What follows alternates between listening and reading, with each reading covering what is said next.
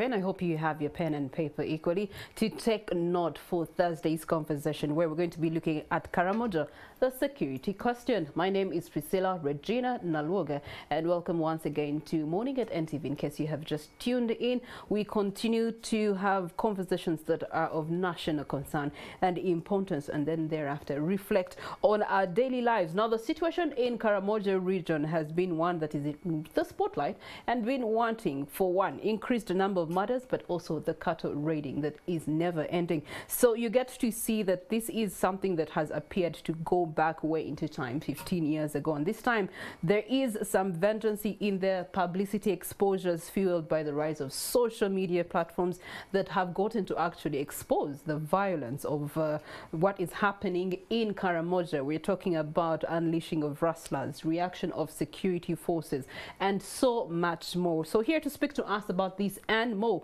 we have a peace and conflict resolution expert, Dr. Arthur Bainomugisha, who is the executive director for ACODE, gets to disseminate this information for us and how in turn can be resolved for future peace and security in Karamoja. Good morning to you, Dr. Arthur. Good morning, Priscilla. How are you? I'm very fine, thank you, and good morning, viewers. When was the last time you were in Karamoja? Not long ago, but it's now some time, of course, with COVID. Okay. But I've been involved in Karamoja issues. Okay. My organization works in Karamoja, work with the local government of Nakapilipiliti and Moroto. All right. And the last time you were there, what particular issues were you addressing? Actually, the particular issues we're addressing were to build the capacity of local government to provide effective service delivery to the communities. But I have also been in Karamoja to do to try to do a study and also to reconcile, especially the Itesots and the Karamajonga over the border conflict in Katakwi over land. Okay. And I published a book, a research paper which can be accessed. It's on the website of ACODE. All right, so here in the capacity of peace and conflict resolution expertise, let's look at some of the headlines that have gone viral in just the month of April. Karamoja MPs accused UPDF of looting livestock, killing civilians. That was on the 1st of April. In the same day, you get to have another one. Joint security forces moot for bylaw to regulate bows and arrows in Karamoja. Then come the 3rd of April, Karamoja security forces warn those misusing social media. Thereafter, on the 4th, MPs calling for fresh disarmament process in Karamoja. In the 7th day of this very same month, Karamoja leaders demanding investigations into supply of army uniforms to warriors. And then you also get to look at the 9th, Karamoja, UPDF warning Turkana pastoralists against supplying guns. Museveni warns on security in Karamoja as 168 degree holders complete the LDU training. So now the question is, what are the fundamental causes of the situation in Karamoja, Dr. Arthur? Well, thank you very much. I think one of the fundamental causes of the conflict or the crisis we see in Karamoja is underdevelopment. See, development is peace. So Karamoja, since God created it, has been neglected in terms of development. Neglected by the colonial government and the post-colonial governments. It's this government, President Museveni, that actually has tried, but has also not been consistent. For example, poverty levels in Karamoja, illiteracy levels actually, which are the indicators of poverty, are the lowest. Poverty, illiteracy, but you see the scarcities of life. It's really like here on earth. But on the basics, Karamoja is an arid area. It's semi-arid, almost a desert, lacking water, lacking pasture, lacking food for most of the people in Karamoja. And hence the choice of lifestyle, the nomadic pastoralists. Yes, and yet they are nomadic pastoralists. The cows, to survive, they need pasture and they need water. So, so water scarcity, we can actually call scarcity of natural resources, is at the heart of that conflict, because the Karamoja have to follow the water, they have to follow the pastures in the neighboring districts, of course, causing havoc wherever they move. So that is one of the fundamentals. The second fundamental, of course, is the area is awash with the small arms and light weapons, but largely small arms. You remember that at the collapse of Idi Amin, the soldiers abandoned Moroto barracks to remain open, and the communities helped themselves on those guns. Those guns have remained there. But not only that, because of the war-torn Somalia, war-torn South Sudan, there were a lot of arms flowing into Karamoja. And you know, in Karamoja, people have come to a conclusion that without the gun, you cannot survive. They need the gun to wrestle. So that has been, so the gun, the presence of the gun has increased criminality, because evidence has shown that if a society has so many guns, the guns will fuel conflicts and sustain the conflict. Okay. Yeah, but beyond that, of course, you have the culture. The culture of the Karamojong, wanting to keep cows, many cows as a source of livelihood, as a source of survival. And of course, you have to marry with many cows, especially the Karachunas. They have to raid. It's a source of honor, many cows, and be able to pay for the bride. How many cows are we talking in terms of marriage exchange? I attended actually a giveaway in Karamoja. The guy had just paid 120 cows and heads of cattle. Heads of cattle. Was this in and cash and they had only a bull had remained, and you know he was paying for a lady whom they had children. They were old people, and you know you cannot take the woman to be your wife until you have paid all the bride, and continue to produce children with her. And actually, if someone else comes with more cows and pay, takes the wife and all the children. So it is a sense of honor to be paying. And so that actually also drives people to raid and raise money and be considered a man. To support such social culture. It's a social culture that actually is at issue. But the other thing, of course, is the cross-border. Cattle riding, the Toposa, the Tukana. The Tukana in Kenya who actually come to graze in Uganda and then go back with actually the stealing. But now what has brought this crisis now is that at Uganda around 2001, conducted a successful disarmament program, which was condemned by the international community, by human rights, but actually Uganda went ahead and did the disarmament. The problem with this is that they never took it further and not further. It was not a continuous exercise. It was like, because this is a process. Because actually, as one person commented, he said the Karamojong were disarmed of physical guns, but they were not, the mind remained armed. A fighting mind remained. And actually, then when that also took place, then it made the Karamojong vulnerable to the Tukana and other warriors from South Sudan who came and took advantage of being helpless and raided them. So the disarmament was successful, but yes, the aftermath in terms of sensitization as to why they were security doing it and providing security, sealing off the borders, was never protecting addressed. It was never addressed. It was so when they became vulnerable to raids from the Tukana and others, so they had to rush for rearmament. So there have been a rearmament in Karamoja, and this rearmament now, because of fear, is now, because even now it has gone beyond raiding cows. The traditional raiding they were looking for the cows. Now they even look for the money. So there's a lot of criminality because you see they're killing people. It's actually the total annihilation of a family if these people come. All right. Dr. Arthur Bainomugisha talking to us about the Karamoja security. Now, of course, those are the theories. You've talked about the social culture, you talked about scarcity of natural resources, and the one-time disarmament that happened. And the availability of things. But there's also another theory here that we're looking at. The failure to account for exploited resources could be the other root cause of this conflict. I think the failure to account is very, very, very high level. But let's talk about the basics. It's about the development of Karamoja. And Karamoja, God has endowed it with resources. Because you see, while we are talking about scarce water and what, Karamoja is better endowed in terms of, rains and pasture than Israel. Israel is sun. Now, but it's better, it's better endowed in terms, even rainwater, even soils and what, but also underneath. Subsoil assets. So wealth above and underneath. The subsoil assets. Underneath. What is the underneath, of course, you have gold, you have all these precious rocks that people are using to build good houses. Karamoja, there's even a rumor that Karamoja even could be having some oil underneath. Yes. So Karamoja is naturally endowed with natural resources. But for now, honestly, of course, that should be the state to mine and take you and then develop the country. So what has been happening, what is at the heart of the problem is, again, there have been also some people in Karamoja prospectors for minerals for ages and ages.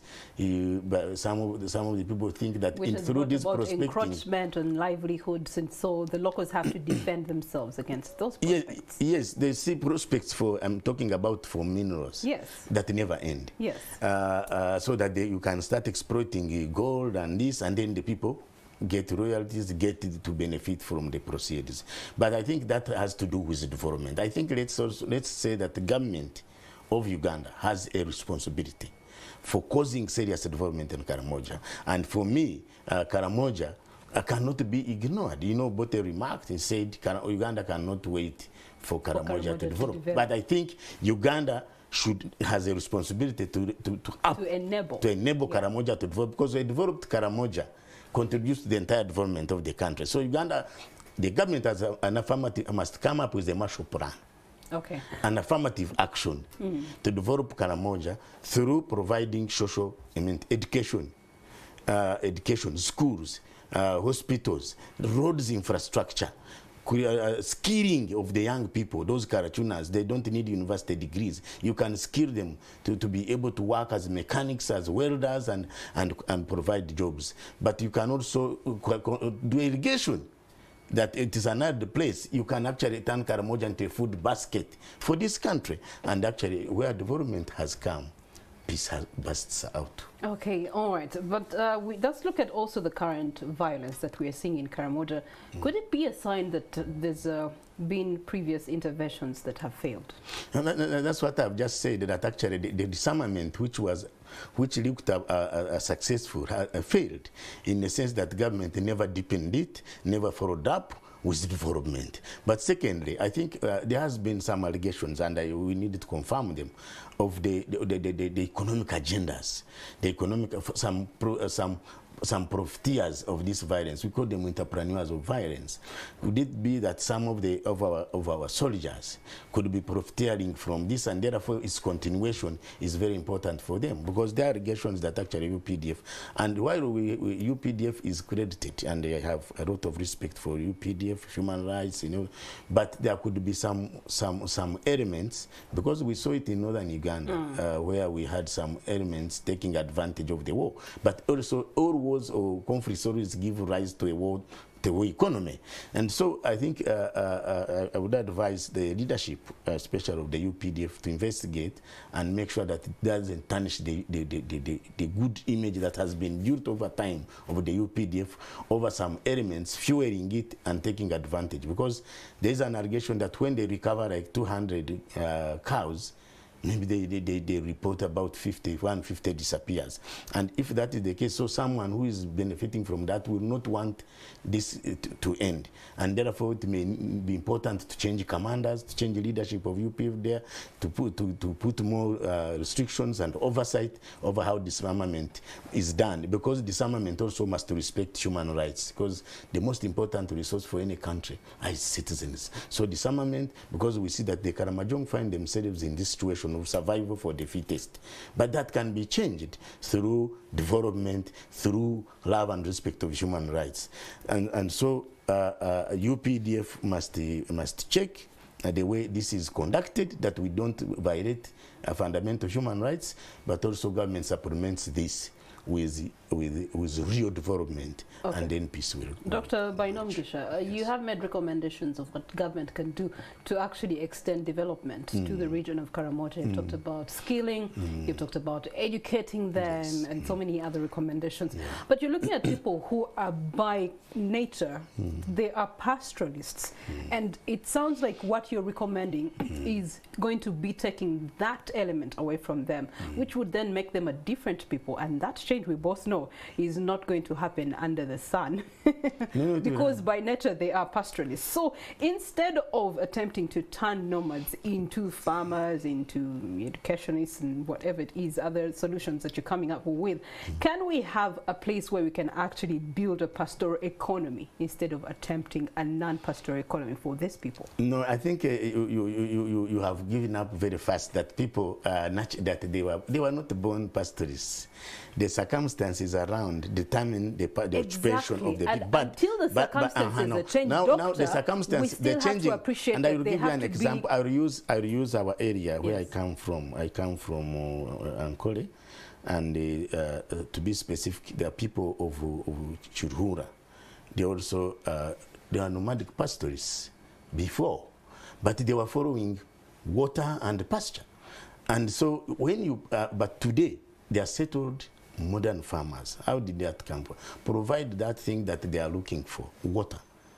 Through very dams, you remember, which were messed up by the former vice president. Very dams, sink very dams. You can also sink boreholes, actually, to draw water for irrigation. Now, but also education, as I talked about. Which allows them to remain pastoralists, but also supplementary into actually, what they want is not pastoralism, it's the cow. It's a cow economy. So if the cow is provided for pasture and water, even it increases milk yield and meat yield, then you have dealt with, then of course supplement that with education. Supplement that with diversification. Because actually what you are seeing is a survival instinct. All people all over the world have a survival instinct and they are trying to survive, but in a very unsustainable manner. So having them survive, doctor, how do we help them thrive? Yes. So what I'm proposing is thriving. So that's why I'm saying a Marshall Plan. A Marshall Plan for Karamoja, provide water, and the water is there. You know, it rains, but they have porous soils, and water runs down. It cannot be retained. So provide water, which can be done by the very tank sinking, but provide irrigation. Sink boreholes to provide actually irrigation. Doctor, but also the things that you are addressing right now are things that I remember when we did have the Vice President, Wandera Specials Kaziwe. She made these recommendations and she pushed a lot for these things you're talking about in 2022 back then to happen in Karamoja. But they haven't happened over the time. No, it was not followed up, and the whole thing was also riddled by corruption. That was the problem. So that's why I'm talking about. By the way, the first lady, when she went there before as a minister of Karamoja, the Karamojong would tell you that they saw development. So we just, what we need now is also to have that commitment and appoint people who are ready to stay in Karamoja and turn it around. Like missionaries came in this country, braving malaria and lions and what. Go with a commitment to develop and make a name for yourself and develop your country. So if you actually appointed good cadres that have a heart for Karamoja, that have a heart for Africa, and supplement that with a budget. A budget to provide, as I said, infrastructure, education, health facilities, but also seal the border, provide security, holistic security. In 10 years, Karamoja will be a food basket. I can assure you for this country, it would be a food basket, but also, and I have not proved this, but actually the Karamojong people that have gone to school with, very intelligent people. So education can easily turn around that country. And this is what Israel did, which is in another area. 56% of the budget of Israel is spent on education.